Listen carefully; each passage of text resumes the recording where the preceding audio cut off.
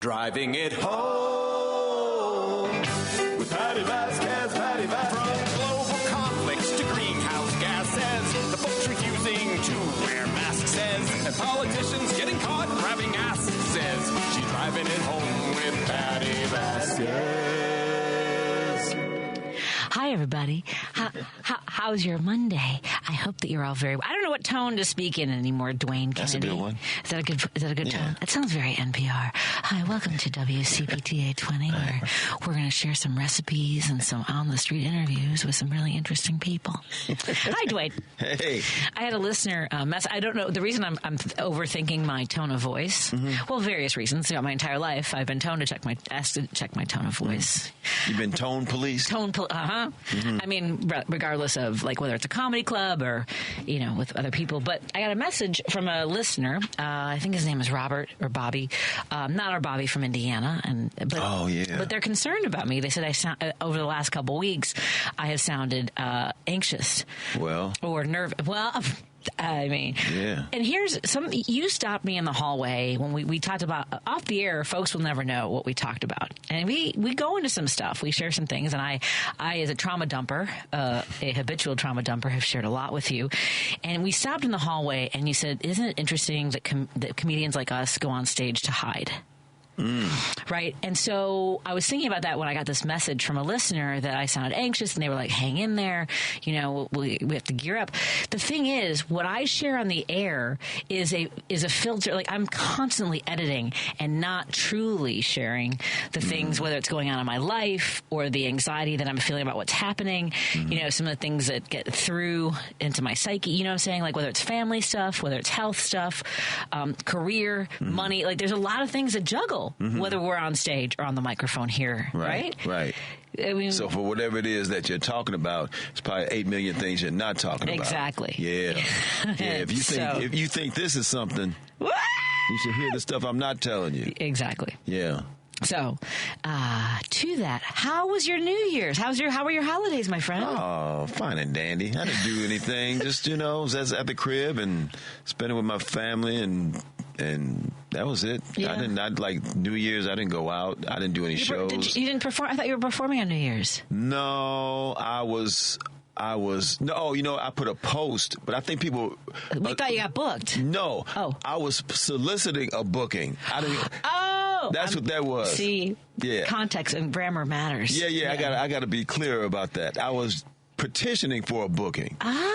Yeah, but then somebody else thought it was a booking as well. And I said, you know, I'm going to just leave it like that. Maybe it makes me seem more busy. Yeah, more busy than I actually am. All right. Then. Yeah. All right. Did you work? I was in Indianapolis at Crackers Comedy Club. Have you done?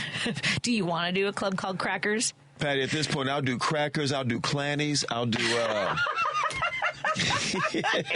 You know, it was fun. We'll talk about that off the air because I love Ruth Ann. It competes with a bigger a franchise of clubs. Helium is in Helium. Yeah. So I don't know about you, and we talked about this before. You were not like a big road comic. Like no. I did the road a lot, like from Kearney, Nebraska to Minot, North Dakota, right, to Aberdeen, South Dakota. I mean, like I could go through all the tiny towns, all then East and Myrtle Beach. Did you ever do the Comedy Cabana? No, none of that stuff. Okay.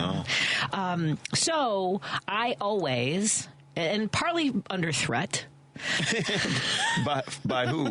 By bookers, right? Under threat of not working for other clubs. And so partly it started out as partly threat, and that happens here in Chicago with proprietary sort of ownership of comics. Right.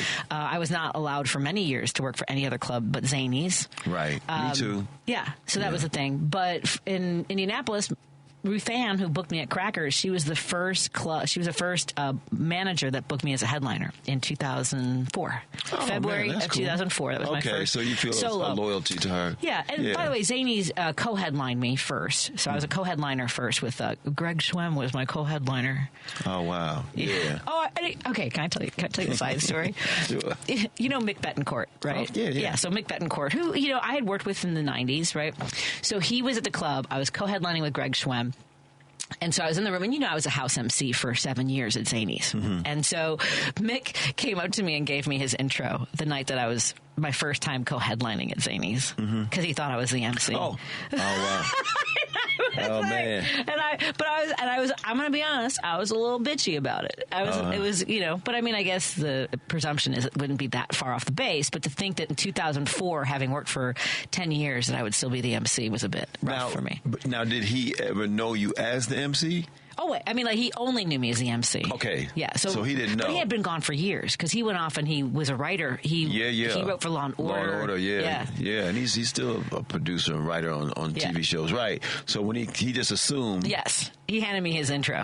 After having not seen you for how long? Probably about 5 years. Oh, wow. Yeah, that's all right. Yeah. There's little things that happen in comedy, though. Have you ever had somebody assume that you were the waitress? Oh, yes. Or I mean, I've had to tell door guys. I had to, like, come on, you're one of the comedians? Oh, so many times. Oh, man. Have you ever had, like, clubs not believe that you're the comic on stage? Sometimes after I got off stage. I'm performing tonight. Yeah, sure you are. I had one time, and this is crazy, at Zanies, and me and Kamal, and you know Kamal. Kamal, you've seen him. He's tall 6'4". Dude. Yeah. He's dark skinned, whatever. And I'm not 5 tall. Right. I'm 5'2". No, and, you're not. You're taller than me. I know, but I'm tan. And anyway, I can't remember which one of us went on that night, but it was one of us, but not the other one. And then we were backstage, he and I talking, and this white woman came up to the one that didn't go on stage. Hey, you were great tonight. Really? I mean, you can't see. I mean, you don't. I know maybe people, they all look alike, but to that degree, you couldn't make any distinction. Yeah. Oh boy. Yeah. Ugh. But I've been mistaken for Tammy Pescatelli. We've talked about Tammy in the past. Yes. Yeah, but I have been mistaken for. I mean, to the point where someone was like, "I thought your family was Italian." Yeah, so it happened more than once because we literally started, I think, the same year. You and Tammy? Me and Tammy Pescatelli. Okay. Yeah, and so we never worked together. We've never. When did you know of her? When did you find her? Almost right away because there was a picture of her at Zanies in Mount Prospect, and it was funny because I went the other direction as far as trying to magnify the way I looked is the only best way I can put it, which is meant that I would wear vests and blaze like jackets. And she had a picture of herself like in a midriff kind of a shirt, kind of show it. I mean, she leans into her attractitive,ness and I was, you kind of diminished yours. Yes. I think I told you this story. I so much so, I didn't even I hated when comics would introduce me as you're going to be surprised that she's hot. And oh boy. Oh, I'm going to tell you something, Patty. I never, this always annoyed me when there's a show and if it's a male host. So next comedian is a woman. Like, yeah, I think they'll see that when we get up. What are you bracing them? Yeah. Well, and I never saw Mike Siegel be introduced as a hottie. Do you know Mike Siegel? Oh, yeah. Super handsome dude. Yeah. I mean, like Superman hot in the 90s and I mean, he's still handsome, still like a but I never told you my worst intro of my entire career. I don't know if you remember. I don't think so. I don't know. I was doing my rehearsals. I was doing my set. I was about to do my first national television set at Zanies. Oh, wow. I was going to for TBS, the Very Funny Show. They shot like 35 comics at Zanies. Okay. And I have more crazy. I mean, like so many crazy things happened over a couple days. It was insane. But I had been practicing my set. You have to have it was a tight 10. And it had to be exactly the way you had told, like given them the script, and it had to, right. And so I wanted to rehearse it exactly as it was. Right. And which is another layer of pressure. So I was at Zanies. They have that little, the Zanies downtown, they have that curtain by the front door, and I was behind that curtain with the MC. And he goes, "What do you want me to say when I bring you up?" And I said, "I'm a favorite here at Zanies." And I go, "Just do me a favor." And this is in 2010. I said, "Do me a favor. Just don't say anything about the way I look." Uh-oh. Oh, boy. Oh, boy. So he goes on stage and he goes, "All right, everybody. Our next comedian coming to the stage." And I can't use the language that he used because it's vulgar. But he goes, "She is effed up in the face." I want you all to just take a moment and just give this woman a little bit of grace, because he goes, underneath that is a good soul. Like when you see a Corvette and it's covered in bird crap. Oh boy! But underneath all that bird crap, there's a beautiful car under there. Oh, and he went on for for me, it felt like minutes. Right, I have no idea how long that intro lasted. Yikes!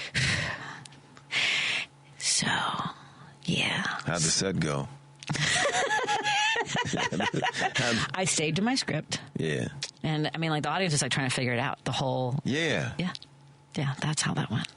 So he subverted your whole. Mm-hmm. He thought he was being fun. Yeah. Yeah. Because he thought that I was being self-important, or everyone always talks about my looks or whatever. Yeah. It was an out of towner. It wasn't somebody from here. Oh, Mm-hmm. Who? We'll talk about it off the air. Okay. There's any reason to. Well, partly because there are two comics, and I have to make sure they have the right name. Got you. I conflate them sometimes. Okay. Because there've been jerks that have been. Anyway, that was the worst introduction of my entire career, because I'd gotten it so much. I just wanted this set. I just wanted a simple introduction, right. And I didn't want. And ladies and gentlemen, next comedian. I got one here, Aaron Foster. I'll give you a name. So another night. I don't mind this one because I never get this one wrong.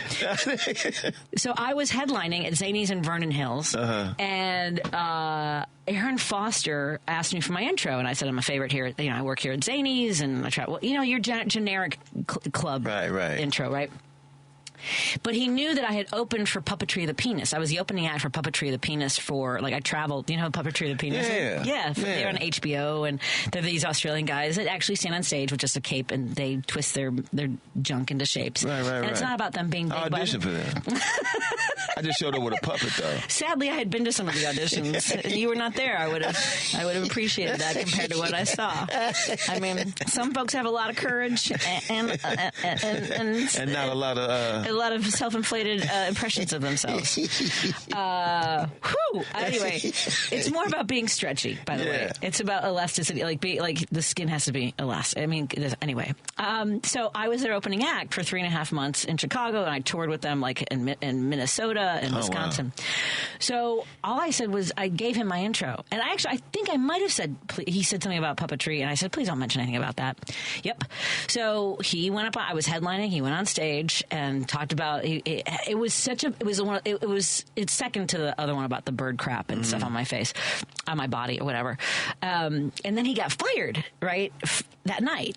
And blame me for that. And I was like, no, it was literally doing the worst possible job as an MC, was spending 2 minutes. He said my name. He's like, your next comic is Patti Vasquez. You ever see that show, Puppetry? You know about Puppetry of the Penis? And he started going on about it. Yeah. Oh, man. What is that about? Went on for 2 minutes about how stupid of a show that must have been and that kind of stuff. He and talked then brought himself out of a gig. Yeah. And then blame me for it. I've had that happen with MCs, talk themselves out of gigs and then blame me for it.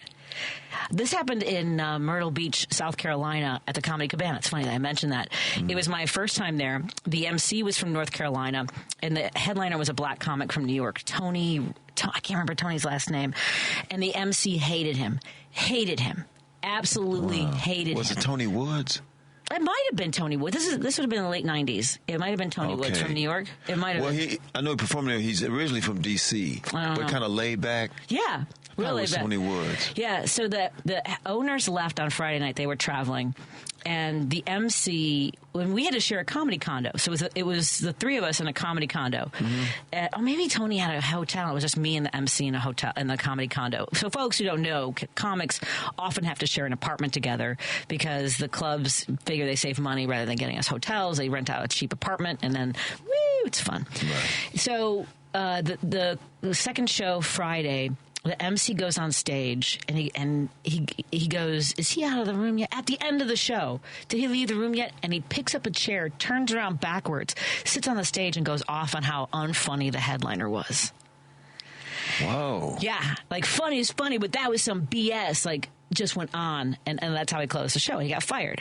Right? Yeah. But he comes back to the comedy condo. Vasquez, you effing little snitch, you, yelling at me. Yep. Hey. Mm-hmm. I've seen some stuff in this career. Oh, man. Man. Woo. So are you sure you miss being on the road? Well, you know what? At this point, I'm trying to work as much as I can. And I don't miss that. I probably have not had the kind of experiences you have, but I would certainly go back on the road. I'm about to go on the road. Doing theaters and with Kamau, yeah, right. yeah. Because Kamau doesn't do a lot of like clubs per se, yeah. But under not optimal circumstances, but I certainly would do it. Well, there are good clubs on the road that are similar to Zanies. I would say that. Yeah. You certainly should, Atlanta's Punchline is great, and Crackers. I like the venue a lot. How many Crackers are there? Crackers. There's the one Cracker. There used to be two. There used to be one in Broad Ripple and then one downtown. That's what I heard. Okay. Yeah, but just the one now. Yeah, and then. Yeah, I'm obviously the improv. We gotta get you in with the improvs at least, or something, man. Did you ever work with Dave Stroop? That's a story that's an off the air conversation. Oh yeah, because you know who he's tight with. Who? The big guy at Zanies. John DeGoss. He's big with Darren. Oh, that's right. That's right. Yeah. I think actually John gave me his number one time. I reached out to him. Nothing ever happened. Yeah. I have a story off the air about that. All right. Actually, I think I could tell this on the air because John had put in the good word for me years ago, and so I kept calling Stroop. So, folks who don't know, like in the '90s and early 2000s, obviously we didn't have cell phones, and you had to call bookers or send them tapes and things like that. But John was like, no, I'm friends with him. He'll get you in there. Just tell him I told you to call, all this stuff. And I called Stroop, and I'll never forget this. It was 2001 because 2000 because I was getting married, and I was in Aberdeen, South Dakota, and I would call like constantly trying to get in with him. Finally, he answers the phone, and he goes, he said something like about how I'm just another feature act. He goes, I got thousands of feature acts. What makes you think you're any different? Right? That kind of thing. And I was like, well, John DeCoste told me to call you. Right? And he goes, oh. And he goes, well, I still don't have time. I don't have a space for you. Right? So we hang up on each other. And apparently we both called John like back to back about the phone call. Right? Oh, wow. And it turns out he had that weekend, he had Mitch Hedberg, who had not done well. And he was really angry and frustrated and answered the phone for whatever reason. And I got the brunt of it. And then John brought me along to work in. I didn't know that. Yeah. So I did work. I opened for Michael Winslow. Oh, man. At the Funny Bone. Very interesting man. Yeah. Folks don't know who Michael Winslow is. He's the sound effects guy from Police Academy movies. Yeah. And he's cousins with Kellen Winslow, who was a Hall of Fame tight end for the San Diego Chargers. What? Yeah. Okay. Yeah. I was going to say. Yeah, you got to get back in with Stroop. You should find a way to get in with Stroop, but don't let him know that you work with me. Because there have been some terse emails. Oh, really? Since I'll reach out. But here's the thing, Pat. It's just like, this would always be frustrating. If you go and you audition for somebody, or they see you and they say, oh, I love you, call me for some spots. And then you call them, and then all they do is avoid you. Yeah. Well, why did you say call you? Yeah. Why give us a glimmer of hope? Yeah. Right. You don't have to say that. They hold all the cards. It's so funny. Unless you get famous. Then you hold the card. Did you ever hear this story? I don't know if it's true. I hope it is true. About Sam Kinison. When he was trying to make it like everybody else, and there was places, how you come up, there's people that like you, people that don't. People book you, people who won't. So there was this one cat, he was always trying to get in, that he's trying to get booked with. He would never book him, just always blew him off. Fine. Then Sam Kinison becomes Sam Kinison. So now Sam Kinison calls this cat, and of course now, hey Sam, I love you, this and that. Hey, now Sam's like, hey man, I want to do the club. I'm gonna do it. I don't know, let's say in 3 weeks, whatever. Yeah, that's great. I'll do it. Yeah, sets it up. Advertises, do this and that. Kinison never shows up. Oh, wouldn't you love to do that? Yeah. And I don't know if that's true. I hope it is. It's true. It sounds like a Sam Kinison moment. Yeah. I would do that. Would you? Oh, sure I would. Are you kidding me? But then here's the funny part. Okay, you say you're going to do that, right? As a group, say you got that. You could actually go to there, but you decide you're not going to do it, right? Yeah. But they said, I'm going to pay you $50,000. Well, the thing that I would feel bad about were the people who bought the tickets expecting to see me. That's the whole thing. That's the part. That's the thing. You know what you could do? I mean, what you could do. What I maybe would do, I would go, I would do the gig, I'd get the money, and then maybe just not speak to that person the whole time. Maybe. Do you know what I mean? You have to talk to this person to talk to me. I worked with Ron White. Did I tell you about Ron? I think I told you about Ron White. know. We were working at it was his last little club that he worked, which was the Comedy Cafe in Milwaukee, Wisconsin. Oh, wow. And he and JD got into it. Oh, They man. got a verbal altercation. I don't know what. JD was the owner at the time. Right. And they got, I don't know. I wasn't in the room. I was on stage when it happened. I was featuring for him.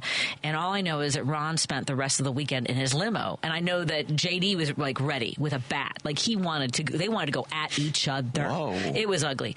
And, but I just remember like, so it was like this is like FU. I'm putting in an elevator in my mansion kind of, like it literally was talking about that kind of stuff. But I will tell you, I have never, I think twice in my career have I sold as many shirts as I did. Oh, yeah? Ron never sold any merchandise that weekend. He literally would walk on stage from his limo, walk off stage and back into his limo. Yeah. And so I sold $1,200 in T-shirts in 2 nights. Yeah, you can't beat that. I was like, somebody else, please have these kinds of moments. They kind of just like gliding on the fame of somebody else. But yeah, they went at it, but that was, and I think that's kind of why a lot of comics like the clubs, I get that they have the stress of the bottom line and, of all the different personalities and all these other things. It is gruesome. That was why when I was at WGN, I thought I could handle the toxic work environment. But the difference was when I was at a bad comedy club, I could leave on Sunday. Right. I was done. Right. Yeah.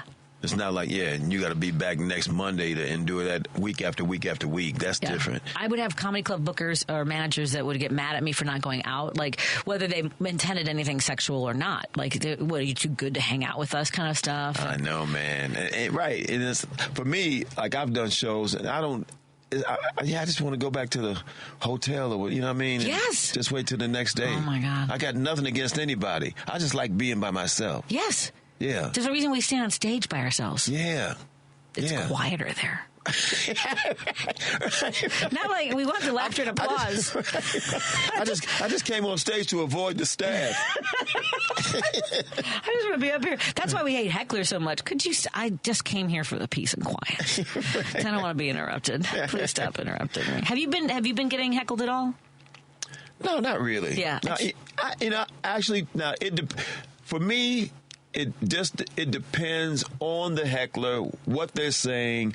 It's a lot of variables. Some people are malicious. Yes. They want to be, but oftentimes people are not malicious. They just think that they're helping. Yes. Or, you know what I mean? Or that they're engaging. And most times I can deal with that. Most times. So, and actually, sometimes it actually can turn out to be pretty funny and pretty. Well, don't say that because then you're encouraging them. Well, they better be really good. But here's the thing, Patty. With what's going on now in the age of the intranet, people are posting crowd work clips primarily. Yeah. But it's smart in the sense because they don't want to burn material. Yeah. But they want to keep a presence online, so they keep posting crowd work clips. But then the downside is if people who don't really go to comedy shows and they don't know the protocol and they go to see that person, they think, oh, well, they like people to talk to them. It's a conversation. It's a conversation. Well, George Carlin and Richard Pryor both had such great crowd work. Yes. Well, when I'm being sarcastic, folks, I never had to do certainly that. Carlin, but but Pryor would go up. They said when he was developing material, and this is not even pertinent to what you're saying, but he would just basically write on stage. Yep. He'd have an idea, he'd have a premise, he'd have a word, whatever he'd have, and then he'd develop it on stage. Right. Yeah. Yeah. Yeah. Yeah. I by the way, folks are texting us about our conversation. Thank you, folks. I promise we'll turn to politics for at least a half an hour before we go back to mental health and stuff like that, because it's been a while since Dwayne and I have caught up. It's been a few weeks. For the record, Patty, you're sounding rested and sexy today. Thank you. You did? Oh, my God. Police Academy. That Michael Winslow was in Spaceballs. Was he? I have to tell you a secret.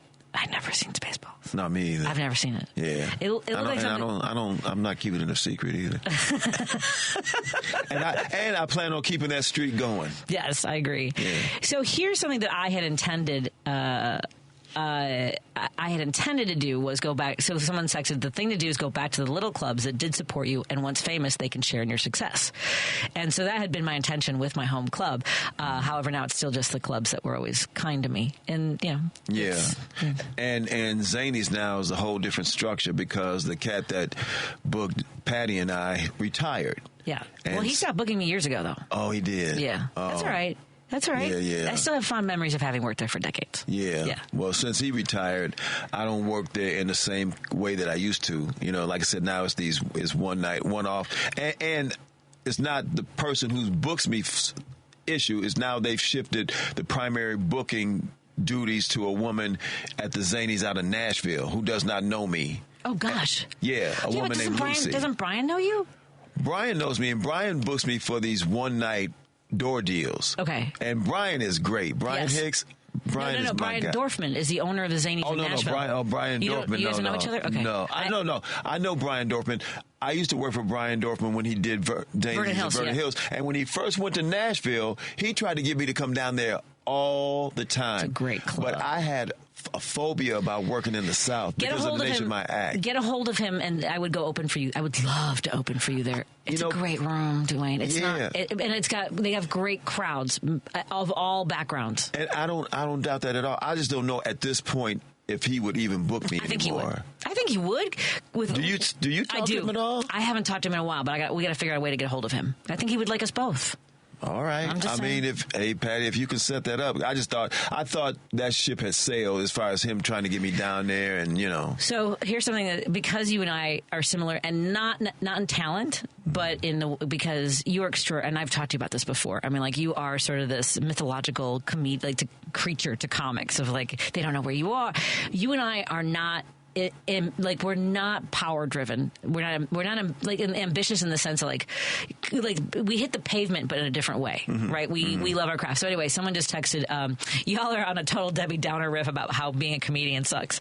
I love being a comedian. Right. The comedian part of it is the shows that I've had, and I've over the years learned to take a mental picture of the extraordinary shows. Like, I can remember the nights where everything you can play, the nights where you can play, and everything you say is magic. Oh, I mean, there's nothing like it. And I can't even remember like what I said, because I know it will never work again except for a crowd like that. You know what I mean? Right. And I had to make myself stop thinking about the horrible nights, because I had those too. Well, and it's because of those nights that keep you pushing through the stuff that we're talking about. Yeah. Exactly. Yeah. And the people that come up to you after a show who had never seen someone like you or me, who are so grateful for what we do. Those are so I know that it sounds like we're Debbie Downers or complaining about it. It's a complicated industry because we're independent contractors. Right. We have to fight for ourselves unless we have management. If we have management, they get 20% of everything we do, even if they don't book us for something. They still get that money. So it's really it's a dicey career, and now it's all based on this model of being internet famous. That's what it is. We didn't grow up. We didn't get into this with. And I don't want to speak for you, but I think I came up in an age, and maybe you did too, in a sense of, though we go on stage and have people look at us, it's a different thing that now with the internet, it's almost like you're constantly talking about yourself, advertising yourself, bragging about yourself. Yes. And it's just in bad taste. I grew up when talking about yourself constantly was in bad taste. And I'm trying to get that out of my head, because now it's just second nature. And that's just the younger generations. That's just what they do. They don't even think about that. Yeah. You know what I mean? Well, and because a lot of us get into it with self-deprecating humor as well. Yes. Like, one of the things that in the 90s, and I would say in the 90s, like, self-deprecating humor, sort of like, because and especially as a woman on stage, and maybe as a person of color, like, bragging about ourselves is uncomfortable. Yeah. It just is. And not really funny. That's not funny. Right. You know? Yeah. So someone just said, so you need a guide to the internet, do you?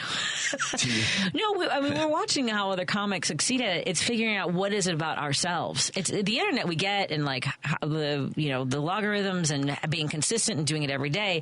What is it about our personalities that we want to put out there every single friggin' day? Every day. Well, I'll tell you this, Patty. Now, I've done this since I've seen you. I posted a clip of my stand-up on Instagram for the first time in my whole life. I did one. I shot. I know the one about Kamala calling you for more money. Yeah. It's brilliant. Oh, thanks. And, I mean, that got, like, in a day or a day and a half, like, at 20,000 views. Right. So it's like, okay, so I got to keep that. I've decided to jump on the hamster wheel. Right. So I got to keep doing. I've been promoting this show at Zanies that has now been canceled, but I'm in it now, Patty, because, again, not speaking for you, but in the sense that I always use the analogy, we're halfway across the river. Yeah. So if we turn back, we're still going to swim just as far as if we keep going forward. Right. You know? Well, and I did that consistently. Well, my last video is a day after the election.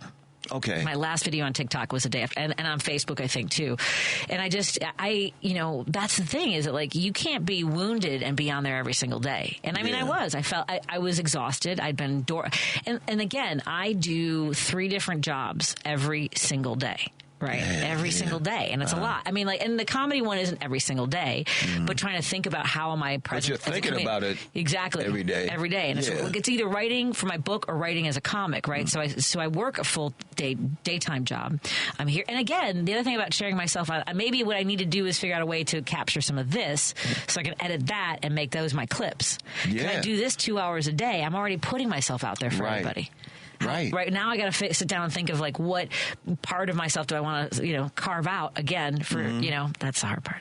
Well, that's a good idea. And reach out to my friend Elliot Serrano. I got to, yeah. Because maybe I'll have him in studio. Maybe I'll see if he wants to come in one day this week. Okay. That way you're forced to talk to him. Yeah, I just met with somebody Saturday because I'm gonna start a podcast. Okay. Yeah, I've been working on that.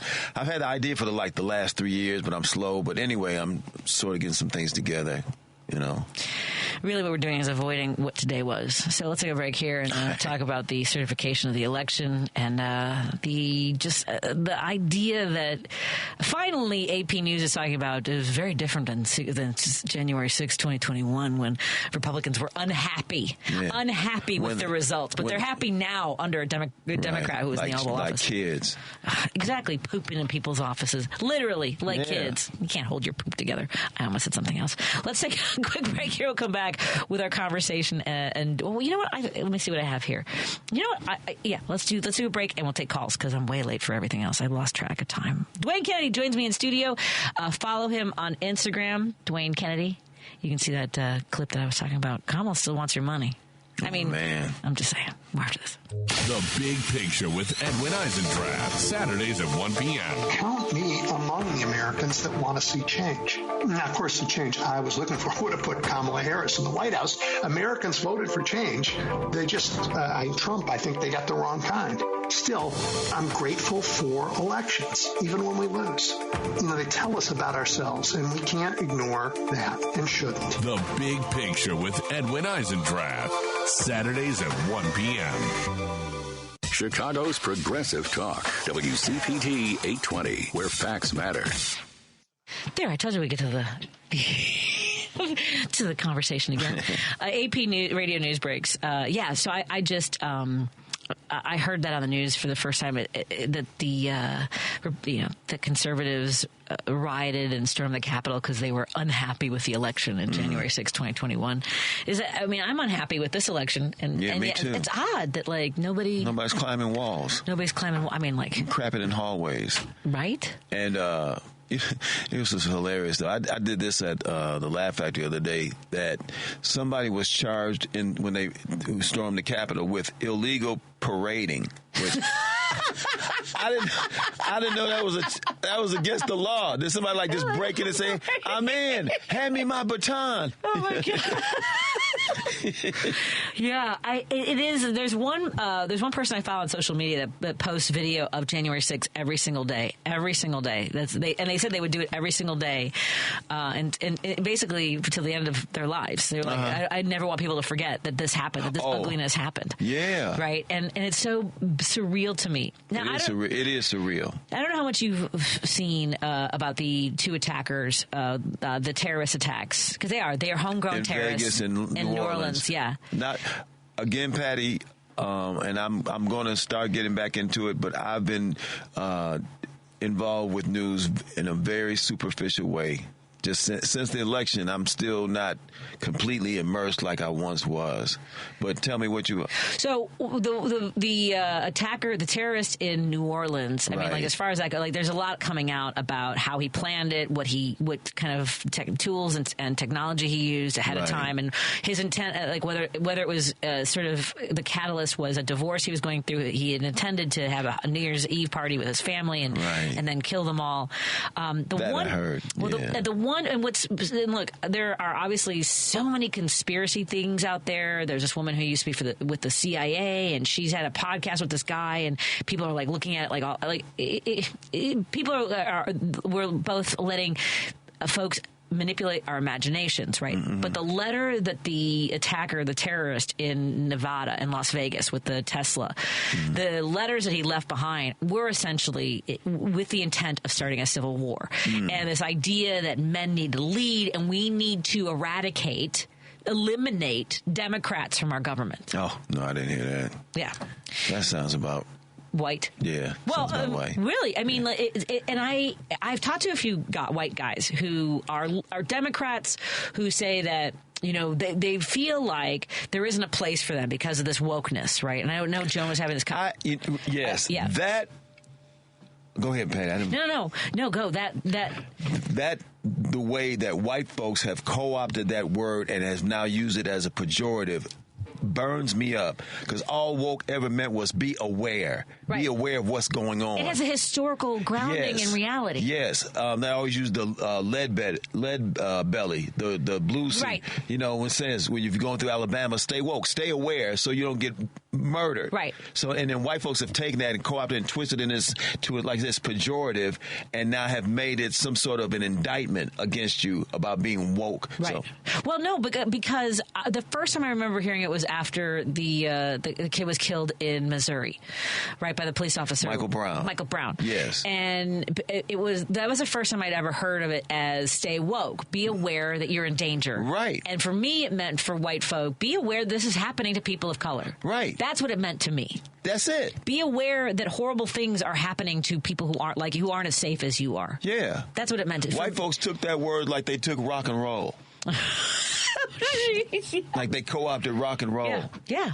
But so my thing about this manifesto this guy wrote, and my white male friends, and if I'm not talking about you, and they're not angry, but they do feel like there isn't a space for masculinity, there isn't a place in the Democrat. But why do we again have to do all the work for, like, why do we have to be at the brunt end of their hostility and manipulation and violence, and then also be like, oh, would you need some space to feel like you can express yourself? Right. Why is it incumbent upon you to placate them? Yes. Again, so you won't hurt us? Like right. It's like it's like a child having a temper tantrum in a grocery store. Everybody has to, cater to the child. Right.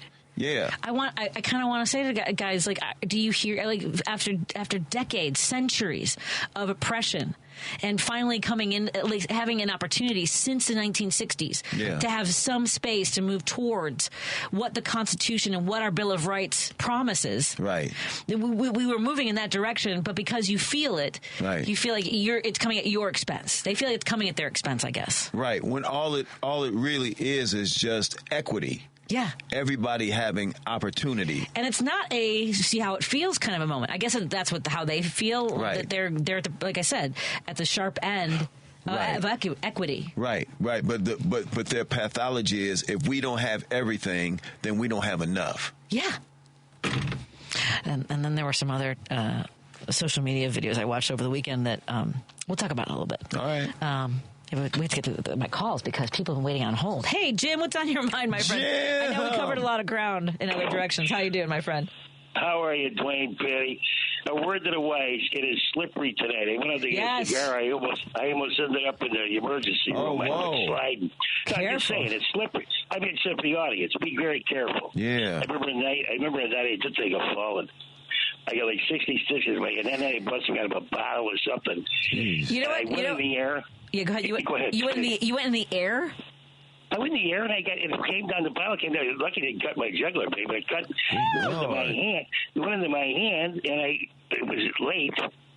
And I told the girl, I said, call an ambulance. She said, I got an ambulance. She said, anyway, 60 stitches in my hand. And what? Hey.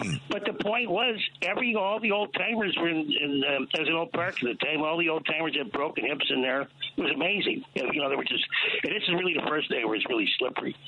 But anyway, that's not my tale. Well, but just be careful today. It's slippery out there. You just reminded me to send Dwayne some hazard pay. One second. Yeah. Are you on Venmo?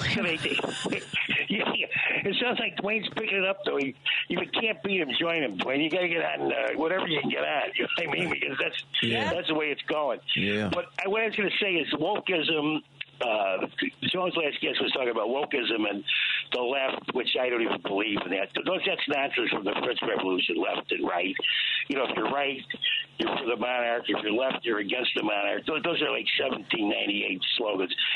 But in 1918, they arrested all the Wobblies, the IWW people who organized all over the country, and they were in Cook County Jail, 120 of them. That was the largest group of people arrested, and they were infiltrated by the government and informers and so on and so forth. And they knew all about them. They went to their meetings and so on. And Big Bill Hayward was one of the people on trial. And they knew he was well read. He Shakespeare, Victor Hugo, and so on. So the prosecutor asked him, he said, are you aware of Karl Marx and his theories on capitalism? Anyway, he only had one eye from when he was a kid. He lost it in a factory. Then he had his hand mangled. He had his hand mangled in a mining job. Jeez. He was a big organized for the unions. So he said to the prosecutor, he said, I never heard of Karl Marx. He says, but I surely got the marks of capitalism. That's for sure. One eye and a mangled hand. You know, in those days you got nothing out of it. And then one of the other guys, they asked him, what was your address? He goes, well, Cook County Jail at the moment. He goes, what's your last address? He says, Cook County Jail in Cleveland. Cook County in Kentucky. But anyway, but that's the struggle for labor. These guys were for anybody who was laboring in the country. I mean, I don't care if you were a janitor, whoever you were, whatever color you were, with whatever it was. If you were working, they believed you should be organized. Yeah. And have fair wages. He said, my theory, he said, what is this a conspiracy? He goes, well, if it's a conspiracy against poverty and helping people get better wages, then I guess I'm a conspirator. You know what I mean? Right. But I mean, that's been our country's story. That was labor beating the brain. I mean, corporations beating the brains out of labor. And anyway, Patty, I was listening to the show today. You realize in France, a Parisian in France, a normal person like you and I and Dwayne, you have cradle to grave insurance. Services, yep. Yeah. Universities are free. And not only that, but your child care is $21 a week. And the French laugh when they say, well, the Americans like to be tortured, apparently, because we can blow our money. If we got a little extra money, we can blow it, have a couple of drinks or do whatever, go to the theater or the opera or whatever. But the thing with America is they're hostage to this healthcare system, and only because of the profit motive in medicine in the United States. We're the only ones that pressed this on the public. Yep. And think of what Trump's going to. What's he going to do? Who knows what he's going to do? But the point is, it's going to be bad. He wants to give another tax break to the people that don't need it. And these people, I guarantee you, they won't notice their bottom line. It's like me. If I get a tax bill, I go, oh my God, I'm up $120. I got to shoot myself. So these guys will never even look at it. I mean, maybe their accountant might tell them 6 months later. But he wants to give them a huge tax break again. And in the meantime, where's our health care? Where's our and now we have to think about it. If you're in Paris, if you're Parisian, they come in and help with the elderly, and so I mean it's a holistic approach. And it's been 75 years of politics there. Yep. And they've had socialist parties and they have parties all over the place.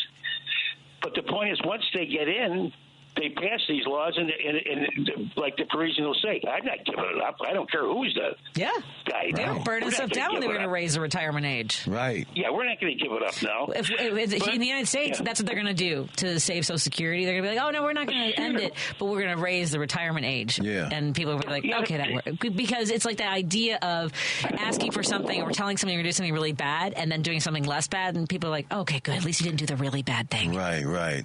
Yeah, right. But you're exactly right. That's a tactic. But remember, the French just last year, a year ago, they're trying to raise the retirement age to 62. Yeah. Or something like that. Yeah. They went berserk. They started throwing bricks through the window. They went berserk. They started throwing bricks through the windows like, no way. There's no way you're going to do that to us. But we're so cowed here that it's amazing. It's amazing that we're in this kind of position. But anyway, you guys have a great night. Thank you. Dwayne, nice, good hearing from you. Oh, you too, Jim. If I even looked at any of those apparatuses, I looked for you on TikTok, but don't look for me. Look for him on Instagram, Dwayne Kennedy on Instagram.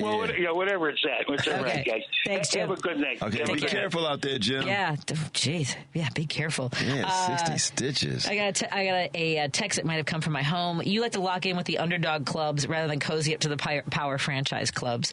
F the power players. I know that's right. F everybody except the people that are paying me. Exactly, and then they write, being a comedian almost makes you appreciate more of what unions do, negotiate money and promotion and treatment by management. Yeah, we have no power. No. We have zero power in comedy clubs. And you know, how many times have you heard, since you've been doing comedy, about people trying to start a comedians union? 1996. Yeah. I was dating the booker at the Improv, and he wanted me to tell him what was going on at the meetings, which you know how that went. Yeah. Not good for him. They tried to organize one here. There was a famous one they tried to organize in L.A. at the Comedy Store. Yep. They said you heard the story about somebody in the Comedy Store to protest, like a comedian jumped off the roof of the Comedy Store? Yeah. Right? Yeah. Yeah. Nothing happened. I mean, he died. Well, because and because another comic will come along that just wants the stage time. They want the opportunity. They want Or another person will come along who wants to be a comedian. Yeah, I'll get up there. Yeah. Forget a union. Yeah. The one thing we did get with Rick and Bert, I will say this about Zanies, was that they stopped docking comics for shows that got canceled. Do you remember that? I don't know if you ever noticed that, but I don't know if you worked there before, when they would not pay you if they didn't. Let's say they didn't do all 9 shows. Right. They would take it out of your pay. They stopped doing that. Okay. But not all clubs do that. No. Let's take a break here. We'll take some calls when we come back on WCPT 820 Heartland Signal with Dwayne Kennedy. Follow him on Instagram. He'll be touring. He'll be touring this year with W. Kamau Bell, including dates April 25th and 26th at the Lion's Den, the Den Theater on Milwaukee Avenue. I can't wait to see that show, and hopefully Kamau will join us. But we have Dwayne, so we don't need Kamau. We would like to talk to Kamau. I haven't seen him since the 90s. Man. All right, let's take a break here. More in a moment. Because facts matter. You're listening to WCPT 820. You're listening to Driving It Home with Patti Vasquez on WCPT 820.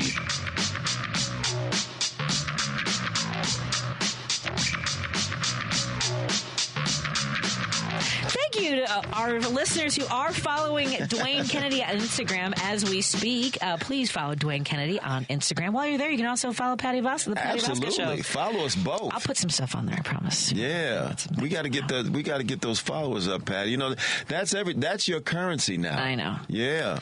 Yeah, I agree. I mean, I'm you know better than I know. I mean, no, we would know the same. Yeah, we know the same. We have the same information. How many followers? I only have about 3,000 on Instagram. I haven't even cracked 1,000 yet. I was at 9 or 970 last week. I think I'm getting close to 1,000. You have to. What's that guy's name? The comedian Segaris. What's his name? The one that was talking about you on that podcast. We need to get a hold of him and have you on that podcast so we can get your numbers up. Oh, I don't remember. I'll have to find the comic because I know he's got another special. It's so funny because I don't know if you follow Mike Merrifield. He does apparently 800-pound gorilla, 800 whatever the specials for comics. Yeah. And he made a list of bits that he really needs comics to stop doing because he's listened to comedy specials all day, and it's eating gummies, being in therapy, and Spirit Airlines. Which fortunately, I will get rid of my Spirit Airlines. I really like making the noise of the plane pushing away from the jetway. The way it sounds like. I mean, that's a plane that doubts itself. That's a plane that's telling you exactly how it feels. We're not gonna make it. Don't make me go. That's it. I made Dwayne Kennedy laugh with that, and now I will put the bit to rest. Okay. All right. Okay, let's. So my point being, he has a bit about taking a particularly powerful gummy. A lot of comics have bits about. Yeah. It's there's some new to themes us. that are common. But I mean, like it'd be saying like comics can't talk about drinking anymore. Like a lot people's careers would be over. I mean, you can't talk about relationships anymore. Careers would be over. Yeah, or they just have to. It's your take. It has to be a take. Yeah, your take. It has to be a take. Mine is that the plane sounds like it doesn't want to fly. It's scared. The plane is scared. Okay. Yeah. Let's go to Paul in Seattle. Hey, Paul, how you doing today? You're on with me and Dwayne Kennedy. Hey, how you doing? I was listening to Dwayne talking about woke, and Leadbelly used the term, and he was in a song, I think it was called that old Jim Crow Blues, and woke was just a phrase used by blacks in the South, mostly in the South, during the Jim Crow era that meant, as you said, be aware. Yeah. Right. People who are going to set you up for something you didn't do. Right.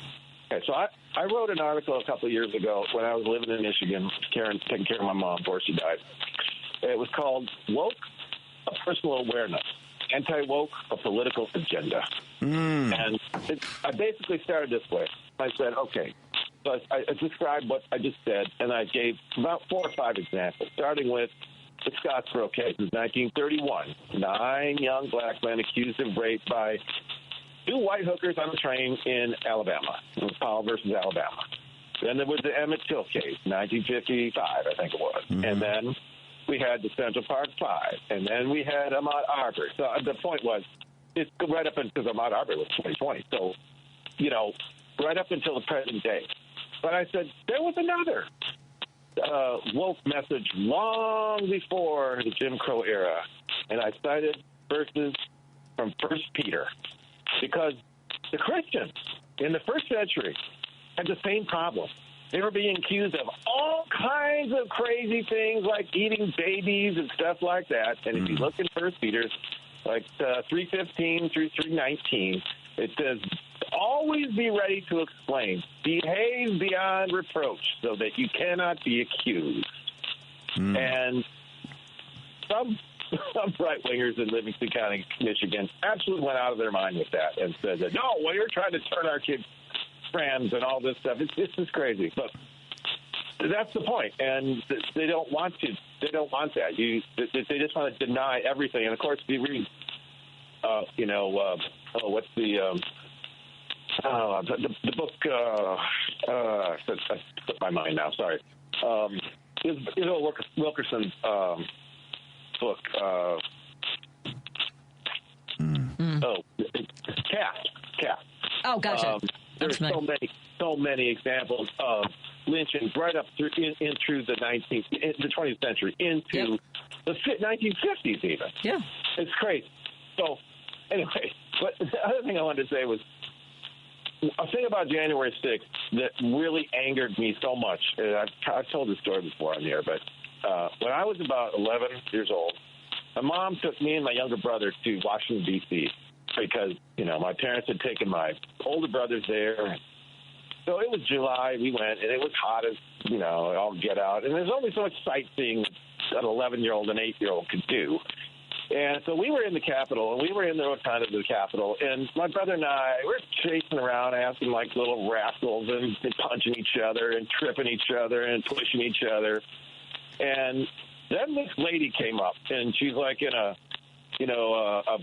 skirt, a blazer, and a navy blue, and she's like, boys, and she comes walking towards us, and I thought, this lady's like older than my mom, but not maybe as old as grandma. She kind of looked like in her 50s and like a school principal, and she's like, whoa. I said, we are in deep wheat now, man. And this lady kind of like grabbed me by the ear, and she said, you boys will not behave this way. This was the United States Capitol building. Yeah. I thought, man, we are. Yes. And she goes, where are your parents? And I said, my mom's over there. And my mom acted like she didn't know it. She just kind of like turned her head and walked away. Fair. And so, then a uniformed Capitol Guard came up, and he says, is there a problem here? And she said, these boys are behaving badly. They need to find their parents. And the Capitol Guard, who was the Capitol police officer, says, okay, he's kind of like, he's a nice guy. He's going, okay, guys, hey, let's go find your mom, okay? And I'm thinking, whew, thank God for this guy, man, because I thought he could take us in our office and give us a paddling or something, Like, yeah. And I was you were reprimanded more urgently and aggressively than the January 6th protesters. Go ahead. Right. And when I saw, after that, I thought, and then the guy says, where's your mom? Over here. And he says, okay, hi, just make sure you stay with the boys. And my mom is like, you guys are dead meat when we get out of here. Yeah. We need a lot more moms there. Yeah, right. Yeah. So, but when I changing saw diapers, apparently. Oh yeah. Yeah. Nice. When I saw what happened there, and I thought, how dare these people who are supposedly adults do that? When I learned at that time, at 11 years old, you behave yourself in here. And she said, you behave yourself here, or I will put you and your parents out of here. Yeah. Right. And I just thought, I can't believe. I probably was so angry to see that they were smearing poop all over the place. And Right. just the fact that they were behaving like that, they were behaving worse than children. Yeah. Yep. I know. There's no. I still can't believe that we're on the verge of exonerating all of them and releasing them. Right. Yeah. So, yeah. It's madness. And I don't even get. I was saying again. I was talking about this at the Laugh Factory the other day. Is that what makes you? Even if you had some legitimate political issues, you broke into the Capitol. Whatever it was, you wanted to stop the lawful transference of power, or you had issues with Nancy Pelosi. But who was the cat just saying, I just want to get in there and take a dump. That's all I want to do. Or who got? Or did he get in there and say, you know what? I forgot my agenda. I mean, I forgot my what was about. Oh, man. What was I gonna do? I'm gonna take a crap. Yeah. I forgot my manifesto. Here it is. Yeah. In lieu of a manifesto. Right. Most people are familiar with this idea that you can't yell fire in a crowded movie theater, which came from in 1919, a Supreme Court case where Justice Oliver Wendell Holmes Jr. said this was the clear and present danger standard, and that was replaced in 1969 in a case called Ohio versus Brandenburg, and they changed it to be a little more stricter to say that you have to be an imminent threat. Are your words an imminent threat, not a clear and present danger? And the imminent threat means that are your words likely to lead to violence? Right. Well, excuse me. Well, when Donald Trump said, we're going to go to the Capitol and I'm going to go with you and we're going to fight like hell. Right. And in less than an hour, a riot breaks out at the Capitol. I think that's imminent threat. I think that's right there. It's proof. It's not, was it likely to? It did. Right. It did lead to violence. And nobody cares. Yes. Nope. And nobody cares because they're PO'd about something. I don't know. It makes me sick. I can't hardly stand it.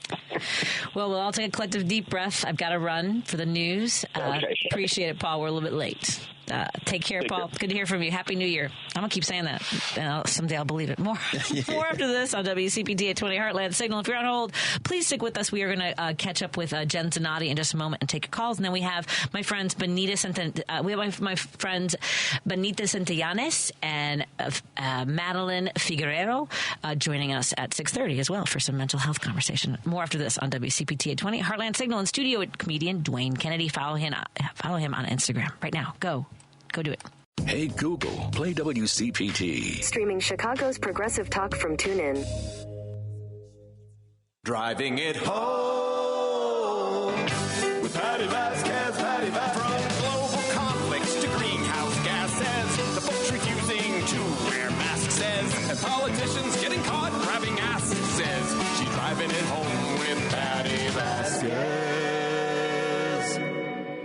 Thank you so much for joining us. We want to say hello to our friends listening on KTNF AM 950 Minneapolis, St. Paul, the progressive voice of Minnesota, as we broadcast here from WCPT 820 Heartland Signal in Chicago, and of course available wherever you listen to your podcasts and your radio shows. You can go to TuneIn, you can go to Spotify, you can also watch the live stream on YouTube and on Facebook, and where you'll see me and Dwayne Kennedy sitting right across from each other. Hey, Dwayne. Hey, Patty. How you doing? Oh, fine and dandy. One day at a time. One day at a time. Yeah. Happy January 6th. Right. Wall climbers, call in. We're trying very hard to say Happy New Year. I'm struggling with the phrase happy. It feels more of a question. Happy New Year?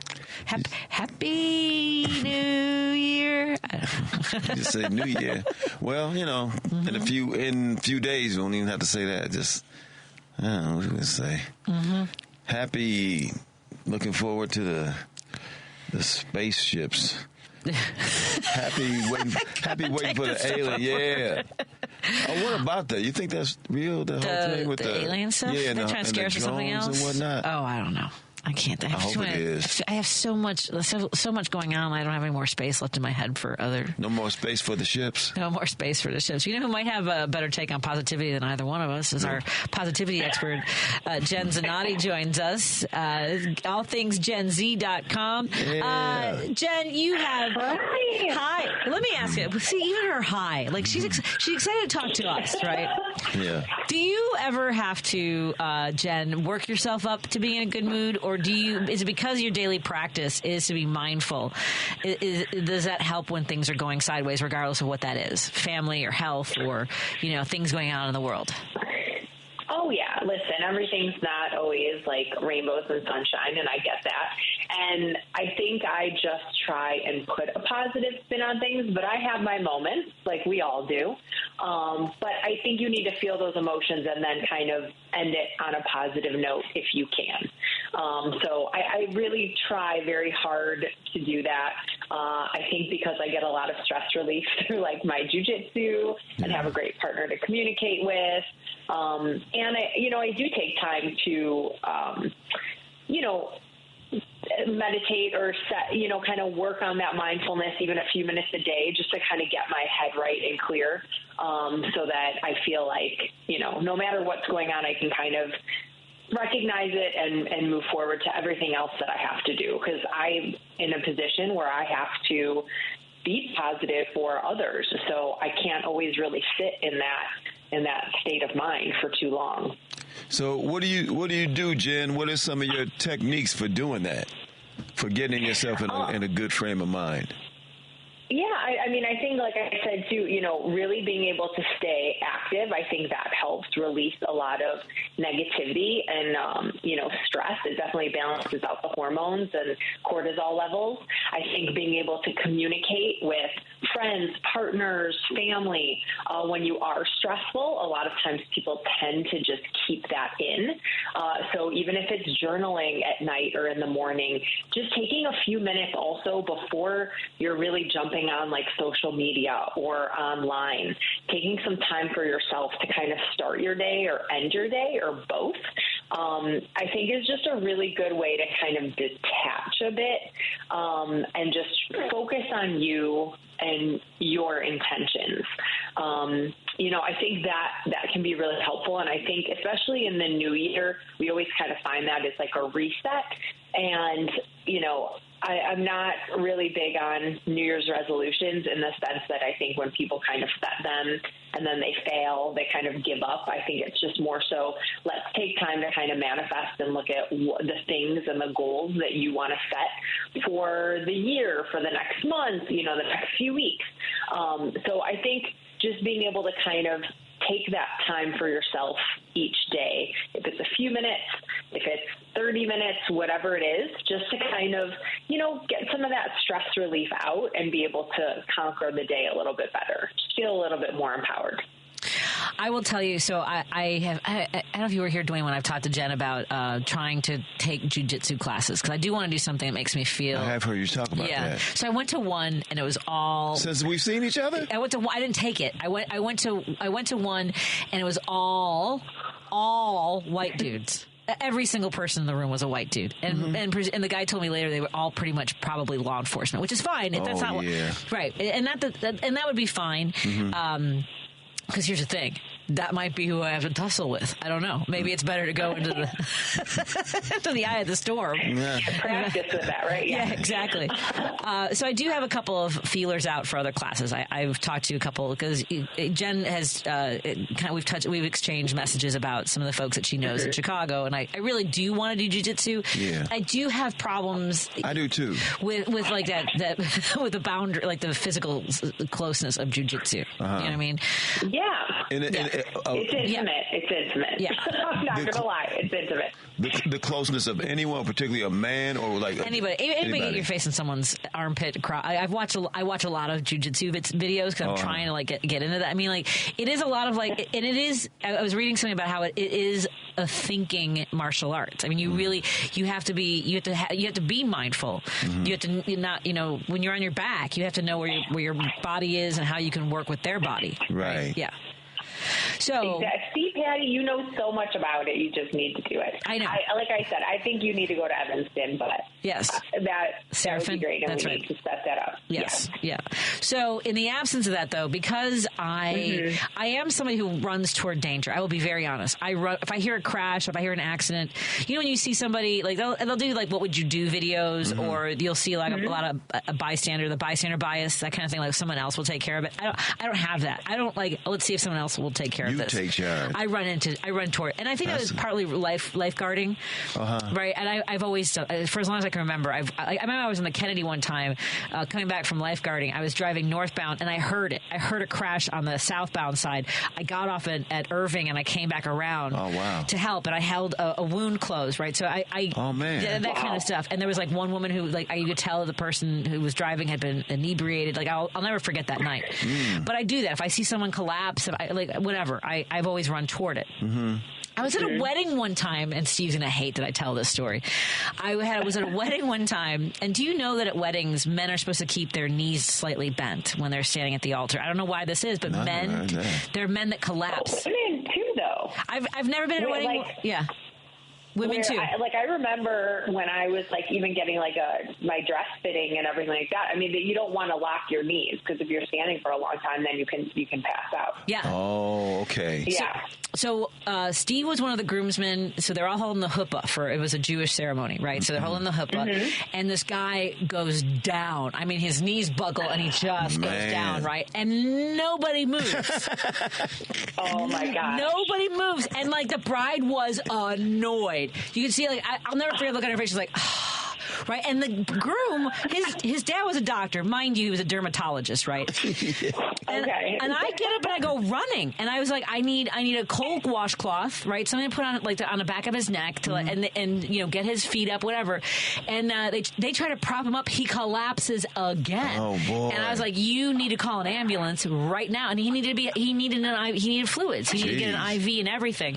But nobody moved. Yeah. All these people. gosh. We were at the Union League Club, and nobody friggin' moves. And I'm running around the. Well, then you really do need to take jujitsu, Patty. That's what I was going to say. Yeah, then you really should. But also, you're a caretaker. You're a natural caretaker. Yeah. But depending on when you run out, awareness is huge, right? And you learn that. But it's you want to learn how to protect yourself if you need to.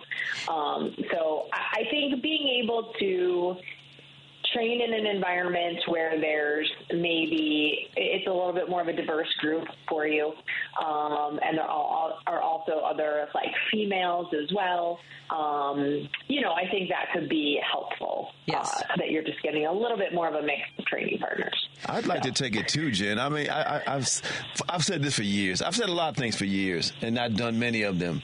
But I would like to take it. I worked with a woman when I worked at United Shades. Her name was Helen. She's one of the producers, and she was into jiu-jitsu, and she worked with Anthony Bourdain. He was into jiu-jitsu. He trained. I know. He trained every day. Oh, yeah. Wow. Yeah. I know. Well, that's my plan. I love Anthony Bourdain. He's fantastic. So good. And the things he said about Chicago, magnificent. Yeah. And other parts of the world. I know. So to that, while I have not found a jiu-jitsu class, so this is what I signed up for on Saturday. I'll be taking the class in a week and a half. So this is going to be really dark for everybody. So bear with me because I just said I run towards danger. I realize I'm not up to date on any of my first aid classes, CPR, all those things. But I also, because we now know it's not a matter of if, but when a situation happens around us where people are hurt, I signed up for a class called Stop the Bleed. So I'm going to start carrying around stuff where if someone has a gunshot wound or has a blunt trauma with a car accident or something like that. So I'm going to get trained. It's like a 6-hour class. That I'm going to go do that. Well, that's great. Right, because if I'm going to run towards something, right, I don't want to be you want to know what to do when you get there. You want to be helpful. Yeah. And there's a pack that's about this big with a mylar blanket with the tourniquet, all those. I want to be able to know how to use those things because it makes a difference, life or death. However, the jiu-jitsu will be helpful just to get there. Right. Yes, I think that's amazing. And I promise you, we have to figure this out. The next time I'm home, I'm getting you on the mat somehow, some way. That sounds kind of like a so threat. We'll have to figure that out. I think you would just be comfortable doing it with me. Like if I kind of ease you in, I think that would be good. Okay. Make some introductions. I think you'd feel more comfortable. I think so too. Yeah. Do you or does it matter, Jen? Do you recommend like that women train with women, men train with men, or it doesn't matter? Just whoever you're comfortable with training. I think it's good for a variety to train with both. I mean, I think especially as far as self-defense situations go, it's important for women to train with men, because, unfortunately, that's kind of, yeah, exactly. Yeah. So training with male training partners that you trust, that can give you that, energy and just work with them. I think it's good to get comfortable kind of, in that scenario. And then also working with women. I mean, this is also like if we start getting into the sport side of things and you're going to be competing against other women, right? And not to say an attacker wouldn't be another female. It quite possibly could be. But also you want to, the energy is different between men and women. So it's just training with both to get that feel is important, and especially if you're going to be training against people, that are also female and, around the same size or, skill level, that kind of thing. So I think it's good to get a mix. I agree. And that's why, it wasn't necessarily that it was all white dudes at this gym. It was also like I work out with a lot of cops and firefighters, like for CrossFit and things like that. But to the point of a texter who wrote, jiu-jitsu has a lot of armpits, crotches, and butts in your face. A lot of sliding your body on top of others for control.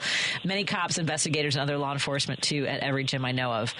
But I think that it's funny when I watch these videos, the dudes online are such jerks because they're like, we'll try that in a real life situation. What do you say to people? Oh gosh. Yeah. Follow my YouTube. Just follow my YouTube. And I think I've seen that on there. I think I have seen it. Yeah. I don't even, respond. Yeah. I'm like, that's not worth a response. So right. Yeah. It's, because it's muscle memory. I'm like, do you even do jujitsu? It's like, don't comment. Like, yeah. Please. Yeah, because I would not want to meet Jen in a dark alley. Is honest. No, me or a light alley. Right. On the front lawn. I just like, how does somebody watch Jen take somebody down or wrestle off? The moves that she makes and be like, try that in a real. Well, what are you doing, dude? With your big fat thumbs on your keyboard. You idiot. Well, exactly. There you go. That's why, I could totally go down a whole other route if I started responding. I'm like, I read it and I'm like, no, I detach from it. I'm like, whatever. It doesn't matter. It's not worth my time. You're like, you just tighten your black belt and move on. Yeah, exactly. My first degree now in my black belt. I got my first degree, which was super exciting. Congratulations. When I was home. Thank you. That's something that kind of happens every 3 years, and after the first 3 degrees, then it's like every 5 years. So it's it's a journey, but it was super exciting and fun, just to be around my people. And a couple of my students and people I know from out here in Maryland were there, because they were visiting family for the holidays. So it was really special. For everyone to be there. It was cool. Hey, Jen, speaking of, because you're an expert on holds and chokes and things, what do you think about the guy that choked that brother to death in New York? On the train. On the train.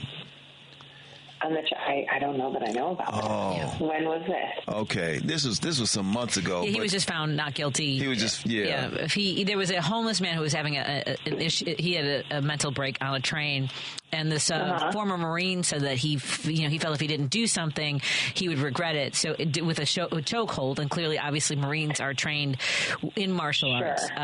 He choked him to death. Right, because he held him for a long time. That's what it was. Even after he was passive. Yes. Yeah.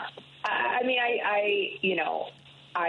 can't speak to the scenario. Okay. I don't know all the details. But if you are, when you are choking someone, we obviously in jiu-jitsu train, to be safe. And when someone taps, that's when you're kind of like, okay, I'm going to let go because I know they're starting to see stars or whatever. That's just the person's basically saying, like, stop. That's the sign of what tap is. And then, as a training partner, you stop and let go. Right. But, if someone, let's say a choke is like really in or tight, and maybe they can't tap right away, you can feel typically someone kind of, going limp or asleep, right? Like, because they aren't, like you said, passive, they're not moving. Right. And then, you let go. So it's something that if you obviously hold for way too long, I mean, you can, beyond that point, you can kill somebody. It was a long time. And to the point that passengers were telling this cat, let him go. Yeah. But at that point, he had already expired. If that person was trained, they, like I say, I mean, I don't know the whole scenario, but they would know what their adrenaline took over. If you're holding on way too long, I mean, as soon as you feel somebody, you can feel their body stop moving. You can let them go and control them in a different way, right? Or get them to the ground, and then you can pin them or sit on them. I mean, there's other ways to kind of control. Maybe you're using that initially to calm the person down, and then, if they kind of fall asleep, I mean, you can bring them to the ground, you lift their legs, get the blood flow going back, and then they're okay. But obviously, if it's too long, I mean, then that's somebody's life you're talking about. So, yeah. Jen, I can't tell you how grateful I am for your perspective. Pretty much when we're talking all jiu-jitsu until I start taking the classes. And then we'll talk more jiu-jitsu. Well, then we'll really start talking jiu-jitsu. However, I do think that what we're essentially, while it might not be jiu-jitsu for you, find something that is empowering, makes you feel grounded, helps you, gives you something that you look forward to doing that propels you spiritually, physically, and that's what we want to do. We're not making New Year's resolutions. Paul, I think it's Paul Farvar has a great bit about nobody. He asks, "Is anybody here sober?" And he'll ask them what day they quit drinking, and they'll say like February 16th, and they're like, "Yeah, is it Paul that something really bad happened?" Oh, maybe it was Joe Kilgallen. It's Joe Kilgallen's bit. Sorry, Paul. Sorry, Joe, but that something really messed up happened on February 15th. You hit bottom basically, and that's why it was February 16th. No one ever says January 1st was the last time I had a drink, and it might be you. If you did, God bless you. I'm just sharing a bit that I just mangled and misattributed. It's Gen Z. You jiu-jitsu that bit. Now I gotta find it and play it for Joe. It's what happens when I watch my friends on Instagram. I'm like, whose bit was that again? But I know who all my friends are right here. Dwayne Kennedy. So when she's in town next time, we should go to Seraphin and Evanston and take a class. I'd love to learn jiu-jitsu in Evanston. I promise. Exactly. Thank you so much. Gen Z. Go to allthingsgenz.com to find out about the work that she does. You can also do consultations online, right? Absolutely. That would be wonderful. Health and nutrition and fitness, all that. Excellent. Thank you, Jen. Happy New Year, my friend. Happy New Year. Great to talk to you. We'll talk soon. Talk soon. Bye, my friend. Bye-bye. Bye. Bye. Let me get to Bob, who has been on hold for quite a bit. I apologize. Bob in Indiana's calling us. Dwayne? Hey, Bob, how are you doing tonight? Happy New Year. You rang Madeline. How do you do? You got the professor with you tonight. I do. Nice. Yeah. Nothing wrong with that. Well, it's not surprising that there was no big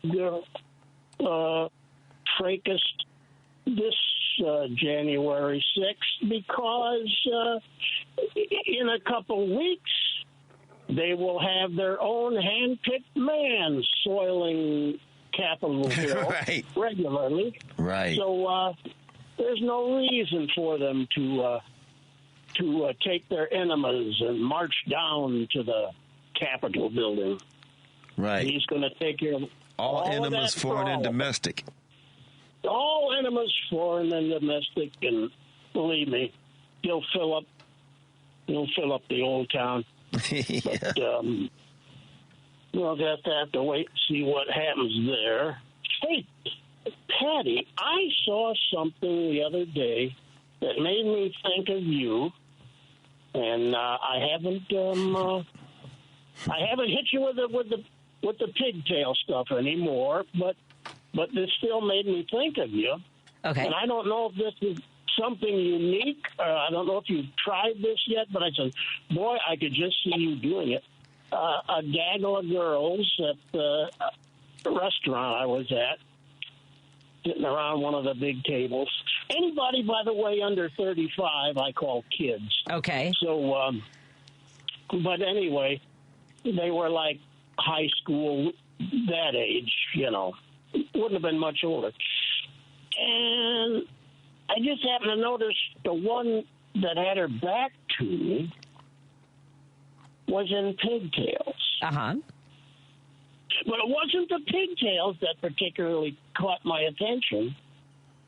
It was a nice cold day in the 20s here. And I said, what the heck is it? Well, she's got pigtail socks on, or mittens, or whatever. They were actually like little mittens or socks on her hair to keep her. Yes, to keep her little pigtails warm. Yeah, that's unnecessary. That's weird. That's weird. I don't know. It's very strange. No, but thank you for the heads up on a fashion choice that I will not be participating in. Yeah, I guess. Yeah. I've never heard of cold hair, but apparently such a thing exists. But, well, there you go. Well, Bob, thank you for keeping your eyes open for fashion-forward ideas for me. I appreciate it, my friend. Have a good evening, You're okay? welcome.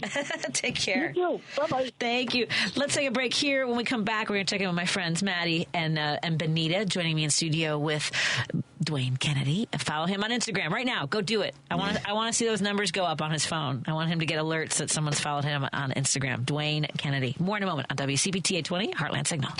Hey, Google, play WCPT. Streaming Chicago's progressive talk from TuneIn. Hey, it's Patty here, reminding you that Monaco Brewing Company's progressive beers like Maga Tears IPA, Biden Beer, and the LGBTQ-inspired Love Wins Fruited Sour are now available at Chicagoland locations like Armanetti Wine and Spirits in Woodstock, Beer Shop in Oak Park, McLean Liquors in South Elgin, Beer on Central in Evanston, and My Buddies, a pride-friendly bar on Clark in Chicago. Don't forget to drink and vote responsibly.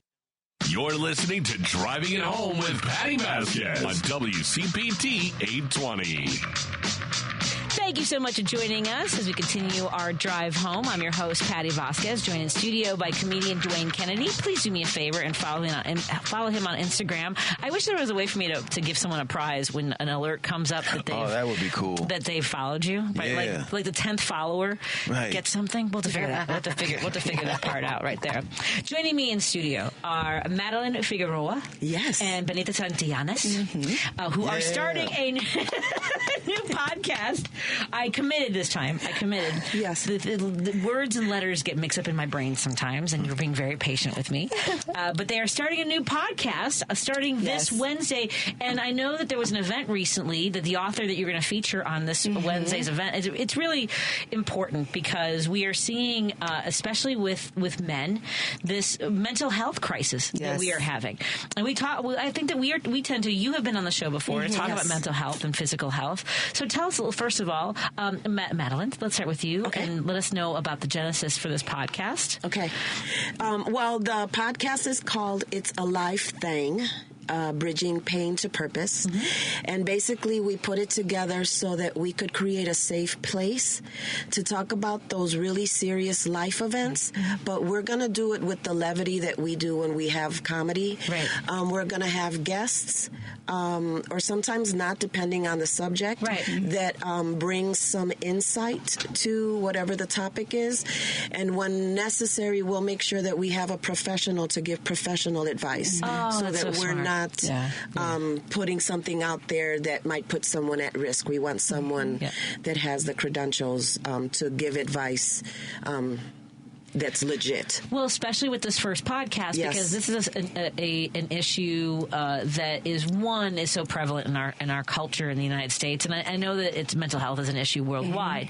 However, your first guest it talks very openly and frankly about his attempts at suicide. Yes. So tell us a little bit about your first guest, Benita. So Angel Rodriguez is a young, he's our age, that grew up, young man that grew up in the Humboldt Park, Logan Square area, and went through like drugs and alcohol and gangs and things like that, but also from a young age was battling suicide and several suicide attempts, and is going to be talking about that. There's more about in the book, but we really want to focus and tone in on the suicide and really the aspect of women. We talk a lot, right? Yes. We can talk a lot and we can express our feelings to each other, but a lot of times, if even as a man, if you would agree or correct us or not, it's not common for men to talk about their feelings. Right, that's true. Or to even amongst each other. It's like, oh, bro, you know.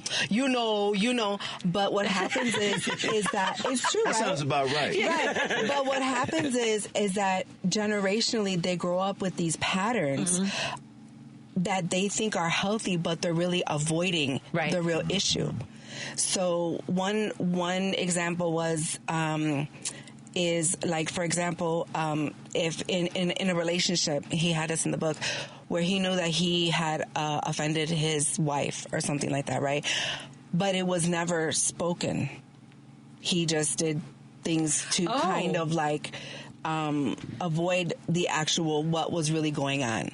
So what happens is that a lot of times men in general tend to not address the issue, but come back in where they're like, how can I say?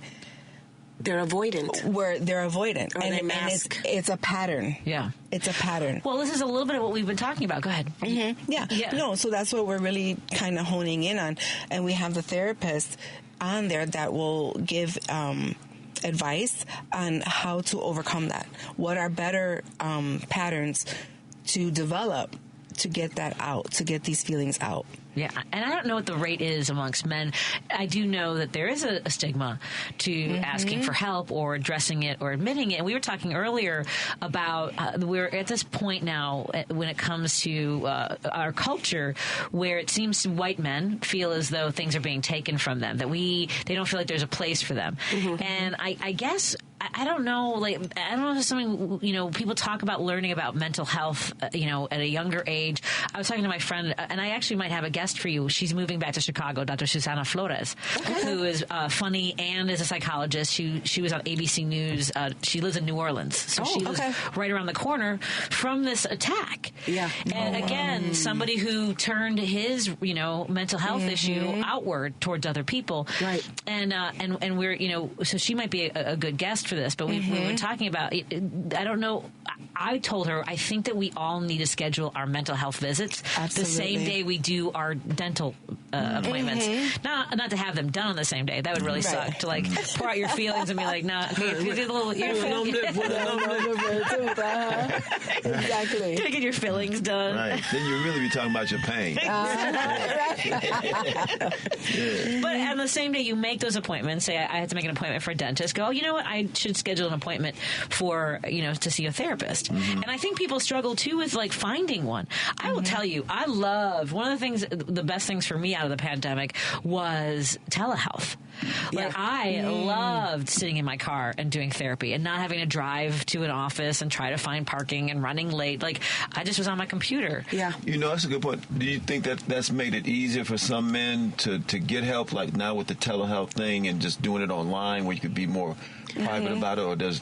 I think obviously we don't know because we don't know the statistics of that, but I think it definitely would make it easier. I just don't think that they think of themselves as needing it. Right. Everybody needs it. I just want to say this. That's testosterone. Yeah. I know everything. Well, the thing is, too, is that a lot of times it's depending on how you're raised and what kind of family life. Because the majority, especially of Hispanic men that I've seen, that I've known, personally, like I said, I'm not a doctor, nor do I try to play one, but... The male friends that I do have, a lot of them have been like, oh, well, you're a man, don't cry, don't do this, hold it in, you're the man, you got to be strong, you got to be this, you're the provider, blah, blah, blah. But it's, you guys need help too, just like we do, because keep that bottled in. To keep it, yeah. And it manifests itself in unhealthy ways. Yes. Exactly. Well, that's where you end up finding that they will self-medicate, they'll drink. Yeah.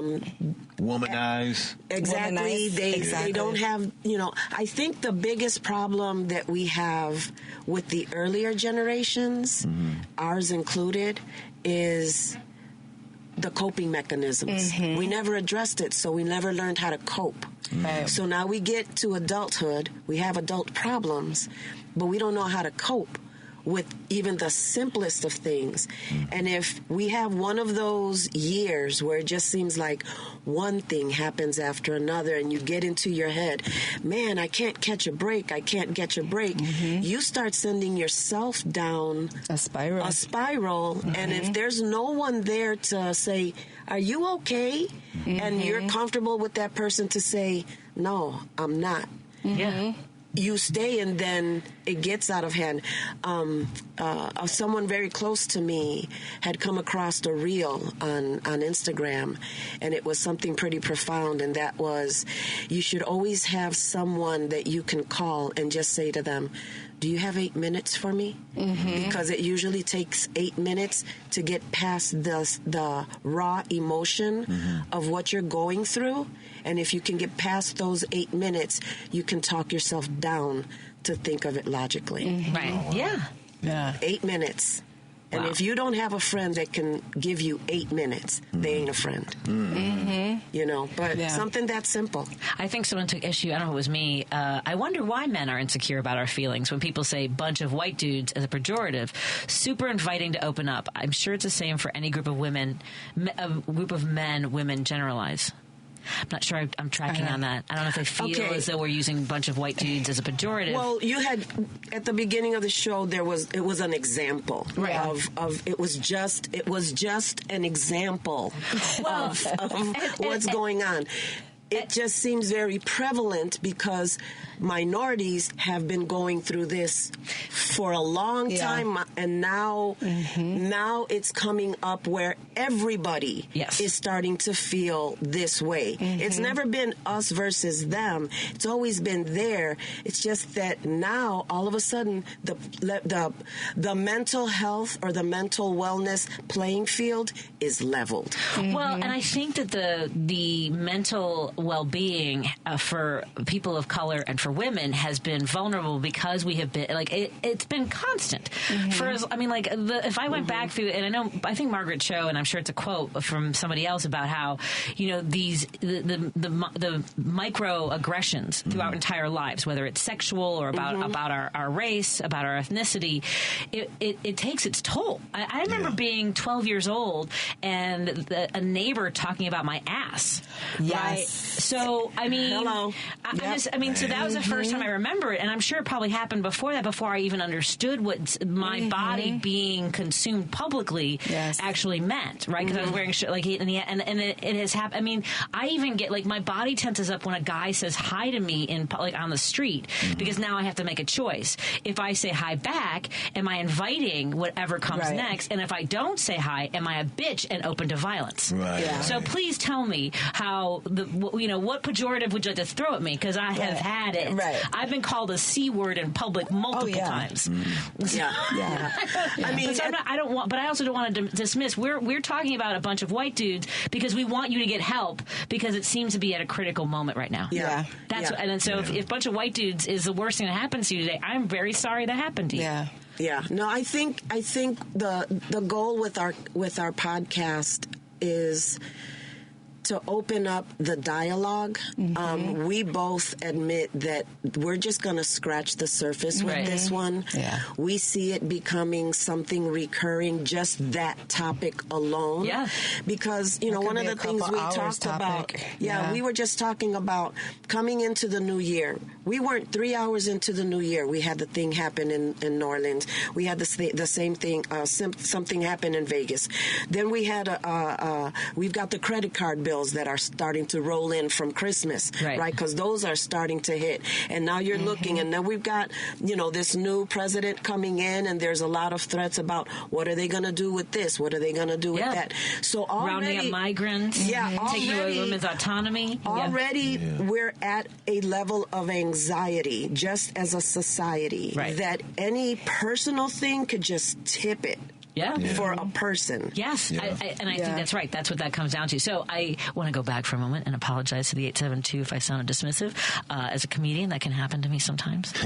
as a defense mechanism, and also as someone who has experienced a lot, it can happen. You know? So and we only speak from our experience, right? You know what I mean? And I know we have made the decision for the first.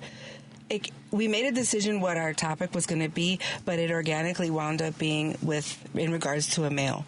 And I think that is something that needs to be talked about because it's not. You normally hear women talking about what they're going through and this and that. But we wanted to open it up because we need to hear from the men too. And we needed to hear from someone who was willing to be as vulnerable as he is. And that's what we appreciate the most, is everything that he has gone through in his book. And remind us the name of his book, because folks can pick that up as well. His name is Suicidal. If I had done it, I would be a memory. Yeah. And his name is the author is Angel Rodriguez Sr. His name is Suicidal. If I had done it, I would be a memory. Yeah. Wow. And he opens up the book and he writes it from his point of view. It's about his story and everything that he has gone through in pretty graphic detail. The first 10 pages is...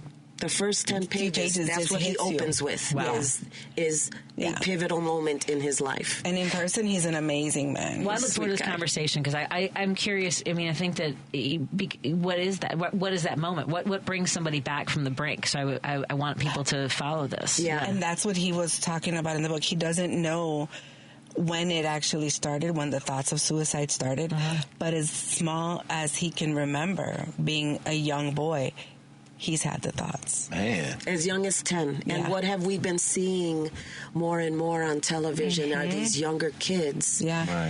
Self-harming and committing suicide. Right. And they're 10 and 12 because of bullying. Yeah. Over bullying. Yeah. Again, so it's a heavy subject. We're coming out the gates hot. Yeah. Yes, you are. We're coming out the gates hot. But we don't want it to be so heavy, but like real. It's like raw talk. Yeah. You know? What led to you all doing the podcast? Actually, well, you go ahead. Actually, it was something that she and I have been going through our heads a long We should time. do something We've together. been talking about it in certain aspects of like a two-woman show because we both do comedy. Oh, you do? Yeah, both of us do comedy. Yeah, it was like Mikey O. Yeah. But then it ironically happened where Mikey O has said that, hey, I want to talk to you girls. And he presented the idea to us. And we were like, really? We go, yeah, we were talking about something.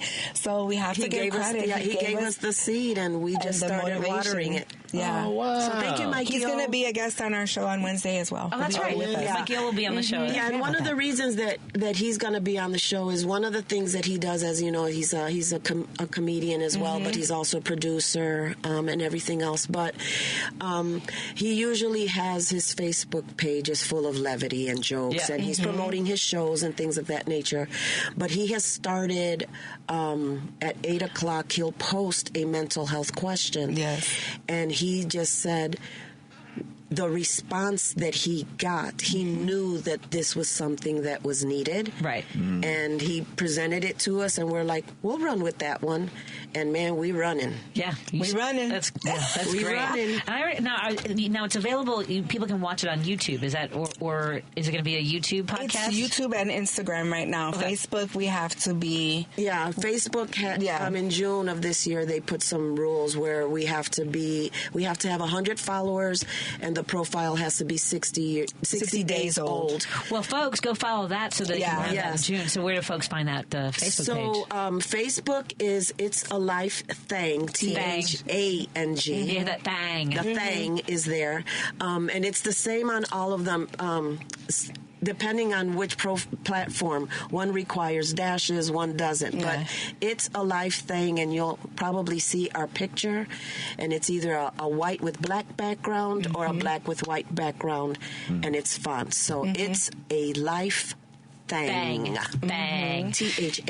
And I just subscribed to your YouTube page, so I'll subscribe as well to your Facebook page. Yes, like, subscribe, follow, share, all that good stuff. All the mental health. It's really, I mean, it's so important right now. And again, I want to reiterate this, that everyone, it doesn't matter what your background is. Honestly, I wish that I had taken my son to mental health. Like, you know, we had started scheduling appointments. You just don't think about that with kids, right? I didn't have my first, I had to go to one session when I was like 16, like for teen Al-Anon, because my dad was an alcoholic.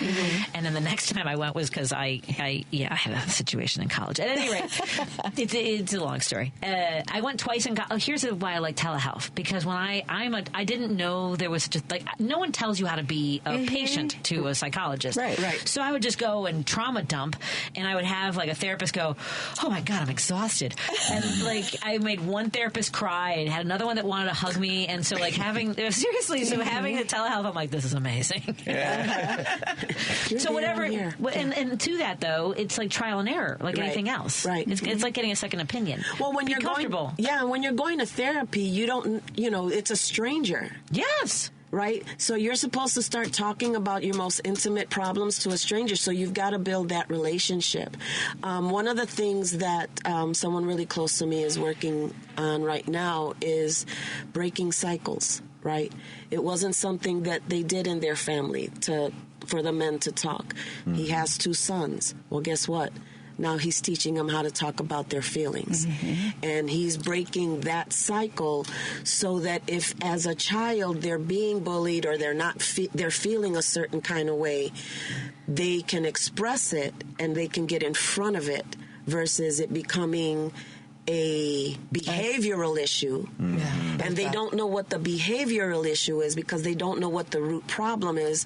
That's when the labeling starts. That's when the medication starts. And I am I'm not saying don't do it. Some people need it. But I honestly feel if we could get to the core of our problems, we would be able to work through them. Because half the time, all you need to do is just get it out. And then you could 86 all the medication and all those things. Yeah. If it's necessary, if you have a chemical imbalance. It's different. Like I said, in some cases it's needed. But I think a lot of what's out there is we don't know how to cope. There's just it just seems to be so much, and we feel we have to solve it all now. Yes. Well, and I had this realization a while ago. I'm kind of glad I've lived long enough, and whatever, but that I have a better understanding of who I am based on what happened to me when I was younger. And it's a constant thing every day. Yeah. It's never ending. I mean, I'm 53 years young, and it's like I'm still learning stuff about myself. And it's when I'm triggered by somebody or something, I'm like, wait a second, why did that get me upset? Why did this? But then it's looking inward like, okay, this person said this or did this. Why did that happen? And then I realized, well, why it happened. So then it's another level of working on me. So, and I think that too, that getting upset also is. I tried teaching Griffin this. You can't control what other people do. You can only control how you react. That's right. And so if you constantly want someone to be a better person, you can't be a better person. Yeah. You know what I mean? You can't demand that of others. Yeah. I mean, you can want it really badly. Please be better. You can lead by example. That doesn't mean that they're going to follow, right? That's true. That's true. So your first show is this Wednesday.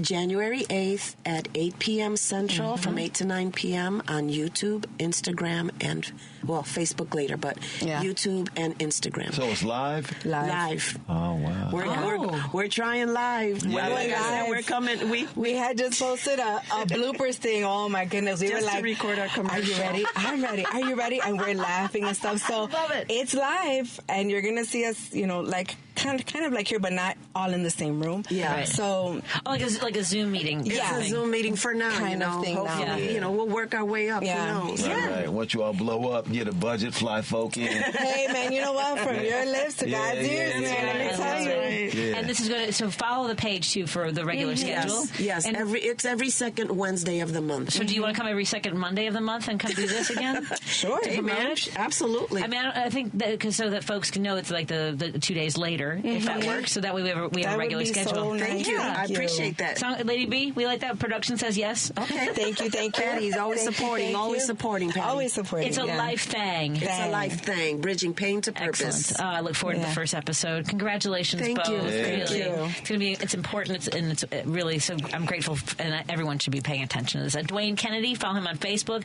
on Instagram. He'll be back tomorrow. Yes. Are you back tomorrow? I think so. Okay, maybe. He'll be back at least one more day this week. Yeah. All right.